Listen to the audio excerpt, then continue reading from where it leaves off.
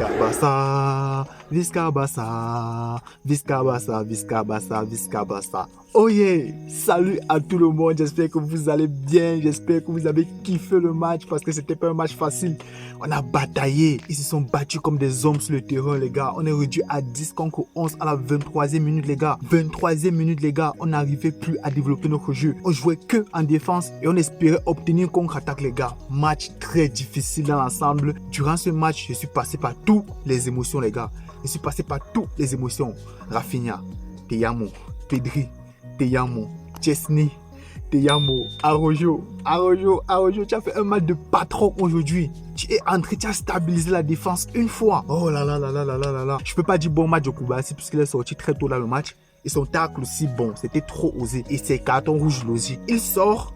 Le FC Barcelone n'arrive plus à jouer. Le FC Barcelone ne pouvait plus développer son jeu. On était trop regroupés dans notre défense et on espérait développer en contre-attaque. Donc le match était complètement fermé.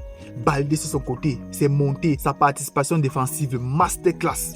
Masterclass de Baldé aujourd'hui, masterclass de Koundé aujourd'hui. Les gars, ils ont fait du boulot. Des hommes, victoire mentale. C'est ça que Hansi Flick a amené cette saison au club. C'est ça qui manquait au FC Barcelone durant ces dernières années. Le FC Barcelone n'est plus comme le Barça de Xavi. Ce n'est plus cette équipe les gars. À 10 contre 11, je suis choqué du niveau de jeu qu'on propose les gars. On est devant, derrière, Pedri, Pedri.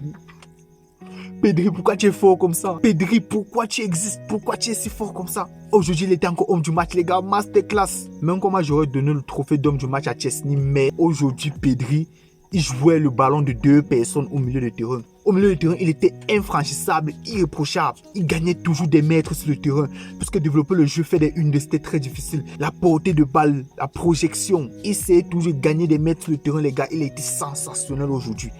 Entre deux joueurs, il réussit toujours à libérer le ballon. Entre deux joueurs, il réussit toujours à faire la passe juste dans le bon timing. Mais c'est qui ce joueur? Il sort d'où? Qui est ce joueur? Qui est ce Pedri? Il a fait une prestation, mais... À 10 contre 11 les gars, depuis la 23e minute, imaginez-vous, dans un match en Ligue des Champions, vous êtes à l'extérieur, avec le fumigène, les supporters et tout. Obtenir cette victoire à l'extérieur, c'était très difficile et c'est un très bon point pour le match aller pour le FC Barcelone. On a fait une opération gigantesque aujourd'hui. Au match retour, on doit les atomiser comme il faut. Parce que même le début du match n'était pas très maîtrisé les gars. Vous avez remarqué Benfica, comme pendant les matchs de poule, la tactique mise en place par leur coach, c'est les jeux longs. Les jeux longs sur le dos de la défense. Et moi, je vais tout revenir sur la tactique du hors-jeu là. On ne doit pas trop monter comme ça. Un avant-centre qui n'est même pas assez rapide. Regardez la percée qu'il a réussi à faire entre Inigo Martinez et Pau Koubassi pour pouvoir aller provoquer le carton rouge de Koubassi. Donc c'est pour vraiment vous dire qu'il faut modérer les gars. Il faut modérer. Il ne faut pas monter comme ça là, à tout moment à l'abordage.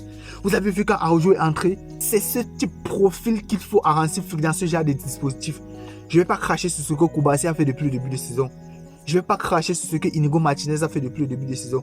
Mais les gars, Araujo, s'il réussit à assimiler la tactique du hors-jeu et s'il réussit à être très fort dans les passes, casser les lignes avec les passes, mais les gars, il va devenir incontournable, les gars. Je vous assure, en défense, il a livré un match de patron parce que moi, j'aime ce joueur. Et quand moi, je le voyais rater des matchs, faire des contre-performances, blesser à tout moment, être sur le terrain à tout moment et ne pas réfléchir à comment barrer les gars, j'étais frustré. Parce que c'est un joueur que j'aime, ce que je porte dans mon cœur. Et aujourd'hui, la prestation qui nous a servi, c'était une masterclass. Après Pedri, Rafinha, Chesney, je mets Araujo, ils ont fait une masterclass. Et on va revenir sur le meilleur joueur du monde. Le ballon d'or, ne me parlez plus d'un autre joueur. Je voyais le match en multiplex. J'ai vu la rencontre Liverpool face au PSG. Même quand le PSG s'est fait braquer ce soir. Bref, on ne va pas parler de ça aujourd'hui. Je vais parler de l'impact des joueurs que l'on considère comme des ballons d'or cette saison. Salah, il était où aujourd'hui? Il était où? Salah, il était où? Les grands joueurs répondent dans les grands matchs. Salah, il était où? Il n'a pas existé. Dembélé, bon, il a fait un match décent, mais il n'a pas été décisif. Rafinha, sa première mi-temps, on va revenir sur lui, sur le meilleur joueur du monde, le ballon d'or. Je vous assure que si Rafinha continue dans cette même physionomie, je ne vois aucun joueur qui va passer devant lui dans le titre du ballon d'or. Il a été extraordinaire, surtout sa deuxième mi-temps. En première mi-temps, j'étais très fâché contre lui, je ne vais pas vous cacher parce qu'il n'a pas fait les bons choix. Il y avait deux occasions où il aurait pu tirer le ballon très clairement, mais il voulait trop jouer collectif, il voulait trop envoyer la balle.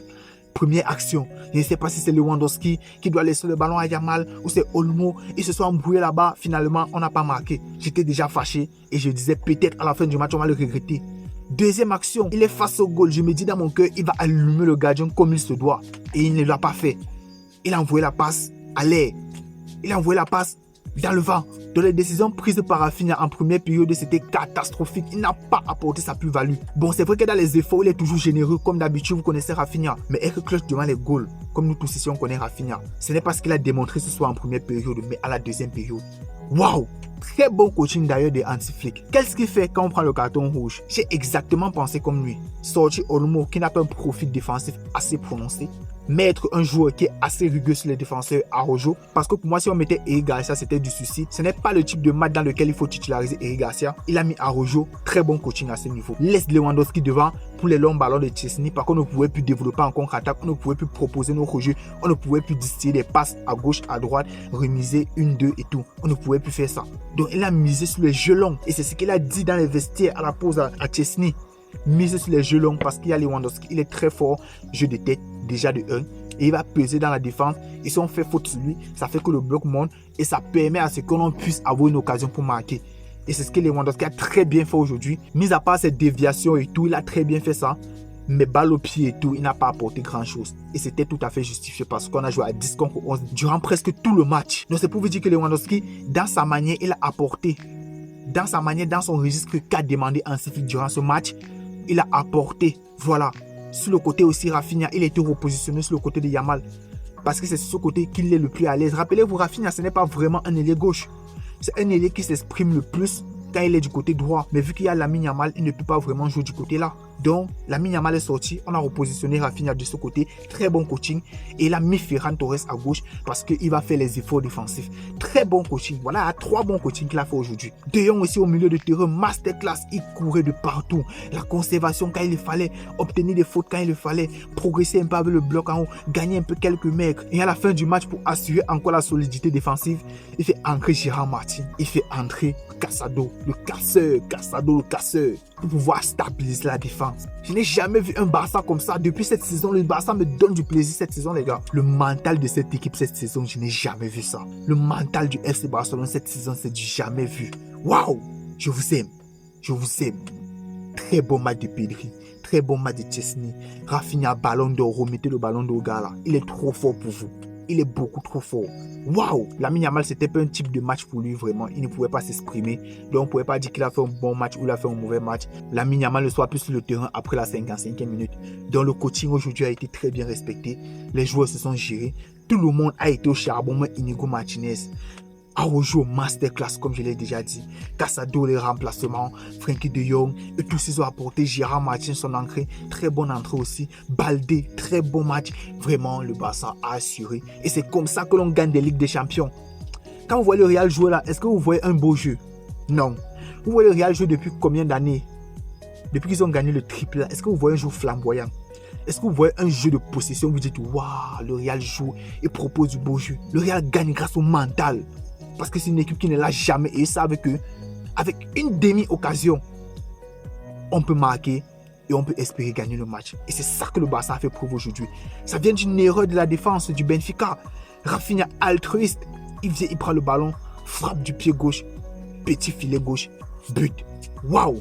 Merci les gars. Merci de m'avoir fait passer une très bonne soirée. On se retrouve demain pour revenir un peu plus calmement parce que là je suis dans l'euphorie du match et on va se dire à bientôt. Prenez soin de vous, abonnez-vous, partagez et likez tout. Ciao.